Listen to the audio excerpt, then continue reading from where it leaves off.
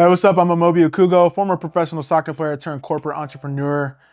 Today I'm going to talk about boundaries and the three different type of boundaries that you need to have to guard your life to stay on course. I'm somebody that had to learn boundaries the hard way. I guess it's just my natural spirit in terms of trying to help where I can, but in life I've learned that in order to help others, you need to help yourself first. And a way to do that is to set boundaries. An analogy that I like to share that I teach a lot of athletes is that when you're on the plane and in case of emergency, the flight attendant will say, mask on first before helping others. And I like to think of that as the same way as I like to think about boundaries. Protect yourself first so that you can help others. So I'm not saying like lock yourself in a room so no one has access to you, but there's a difference between, being accessible and being available and understanding how boundaries play a role in both. So let's break down boundaries. So first one is your time boundaries. I'm very big on time, and this is something that I had to learn. I'm continuing to learn. So simple things as showing up on time to meetings.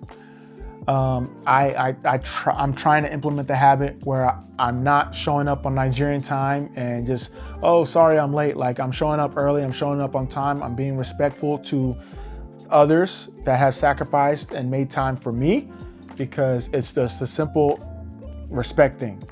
And also same holds true for people when they treat my time. If they're late, if they're 10 minutes late, you got to give some grace periods there. People might be coming off meetings, people might be stuck in traffic, but 10 minutes late without warning, meeting's canceled.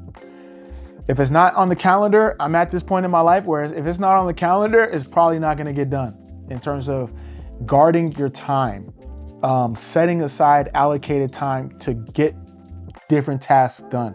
So that's the time boundaries that I focus on. Does a meeting need to be an hour long? Can we shorten to 30 minutes? Can we shorten to 15 minutes? All about trying to be efficient with my time. So that's the time boundary that I focus on. The second one is energy boundaries. Does this spark joy? Is doing this task spark joy? Do I get value out of this task? Do I enjoy what I'm doing? If it's not lighting me up, where does it fall in line? Do I really need to make time for it?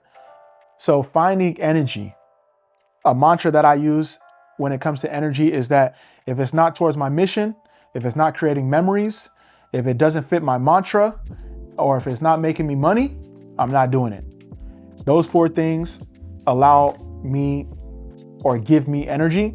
And those are the boundaries that I have for my life currently. And then the last one is standards.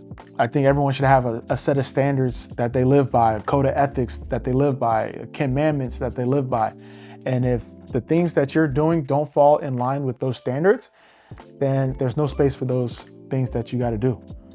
And while it might seem unfair to have boundaries and, you want to help others and you want to make space for different things in your life, but if it doesn't fall within your time boundary, your energy boundary, and your standards boundary, then it might not be a thing worth pursuing. And like I said, I think I've said it in earlier videos, is that you can have strict boundaries. It's important to have strict boundaries, but loose guidelines within those boundaries. So it allows you to be creative, allows you to have freedom, but within the certain confines that you have for your life. And I think it's very important to have boundaries, because it keeps you on track for what you're trying to build in your life. So what are some boundaries that you have implemented in the last year? What are some boundaries that you think that I can implement in my life? As we always end, the vision is clear, the road is not. Okay, you go.